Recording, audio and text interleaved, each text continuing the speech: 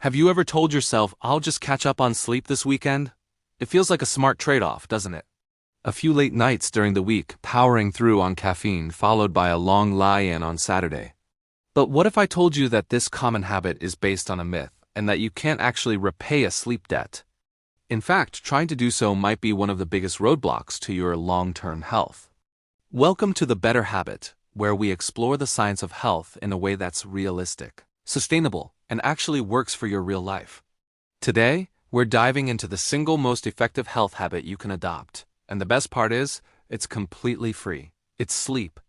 And not just any sleep, but consistent, quality sleep. We'll uncover why your brain needs it every single night, and how you can start improving it without changing your entire life. So let's talk about what's really happening in your brain while you're asleep. It's not just shutting down, it's performing critical maintenance. Imagine your brain is like a bustling city. During the day, it's incredibly active. Thoughts, decisions, and processes are all happening, and this activity creates metabolic waste products, kind of like cellular trash. If this trash builds up, it can cause all sorts of problems, from brain fog to more serious long-term issues. This is where the glymphatic system comes in. Think of it as your brain's dedicated nighttime cleaning crew. As you enter deep sleep, your brain cells actually shrink by up to 60%. This creates more space between them, allowing cerebrospinal fluid to rush in and literally wash away the metabolic debris that accumulated throughout the day. It's a deep clean, a power wash for your brain. One of the most important waste products it clears out is a sticky protein called beta-amyloid. Now, that name might sound familiar to some of you. Beta-amyloid is the protein that, when it builds up, forms the toxic plaques strongly associated with Alzheimer's disease. And here is the crucial link. The glymphatic system primarily works only when you are in deep sleep.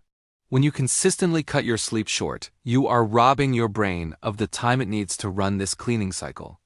The trash piles up night after night. This is why you can't just catch up on the weekend. Let's go back to our city analogy. If the garbage collectors went on strike from Monday to Friday, would asking them to work a double shift on Saturday really clean up the entire city? No. The backlog would be overwhelming, and some areas would remain cluttered and dysfunctional. It's the same with your brain. 1 or 2 long nights of sleep can't fully compensate for 5 nights of missed cleaning cycles. Studies have shown that even after a weekend of catching up, cognitive performance, reaction time, and attention levels don't return to their normal baseline. You might feel a little more rested, but your brain is still operating at a deficit. The renowned sleep scientist Matthew Walker, author of Why We Sleep, puts it this way: sleep is not like a bank. You can't accumulate a debt and then pay it off later. Once a night of sleep is lost, it's gone forever, and so are the unique benefits that came with it.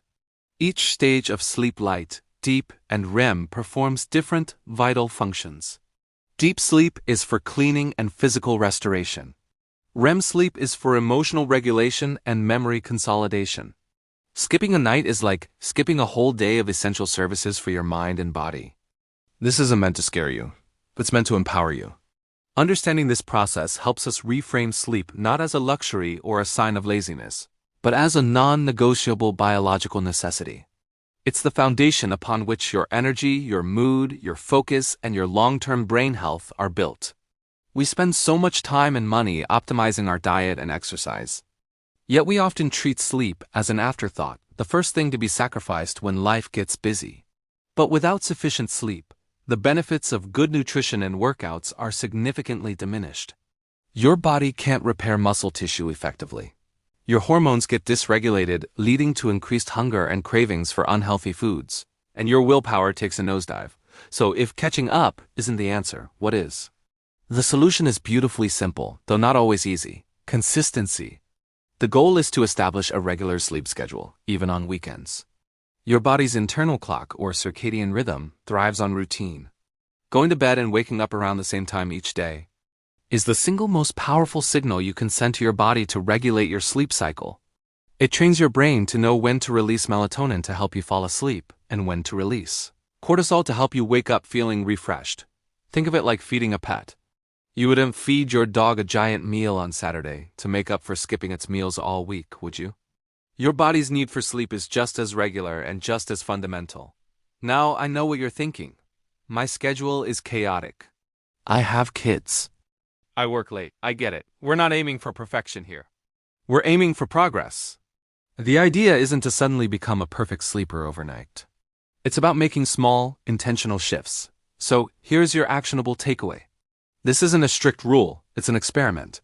For the next week, I want you to focus on just one thing: your wake-up time. Instead of trying to force yourself to go to bed earlier, which can sometimes create sleep anxiety, concentrate on waking up at the same time every single day. Yes, even on Saturday and Sunday. Set your alarm and get out of bed when it goes off. This anchors your circadian rhythm more effectively than anything else. By keeping your wake-up time consistent, you'll naturally start to feel sleepy earlier in the evening.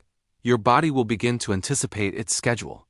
You might not hit your ideal bedtime right away, and that's okay. The key is to establish that morning anchor. If you're used to sleeping in until 10 a.m. on weekends, maybe start by setting your alarm for 9 a.m. and gradually shift it earlier. Small steps. The second part of this experiment is to get sunlight in your eyes within the first hour of waking. You don't need to stare at the sun, just 10 to 15 minutes of indirect, outdoor light is enough. This practice is another powerful signal that tells your internal clock, hey, it's daytime. Time to be alert. It helps shut off melatonin production and starts the timer for its release. Again, in about 14 to 16 hours. Right when you want to be winding down. It's a simple, free habit that can profoundly impact your ability to fall asleep at night. So, to recap the experiment, a consistent wake-up time and a little morning sunlight, that's it. You don't need fancy gadgets or expensive supplements. You just need to honor your body's natural rhythm. See how you feel after 1 week. Do you notice a difference in your energy levels? Is it easier to fall asleep? Be a scientist in your own life. Observe without judgment. Prioritizing sleep is one of the greatest acts of self-care. It's the foundation for a healthier, happier, and more resilient you. It's not about being lazy. It's about being smart and playing the long game for your health. If this video helped you see sleep in a new light, please give it a like and share it with someone you know who's trying to build better habits. I'd love to hear your thoughts or questions in the comments below. What's your biggest sleep challenge? Let's support each other. And don't forget to subscribe to The Better Habit for more simple, science-backed ways to feel better every day. Thanks for watching and sleep well.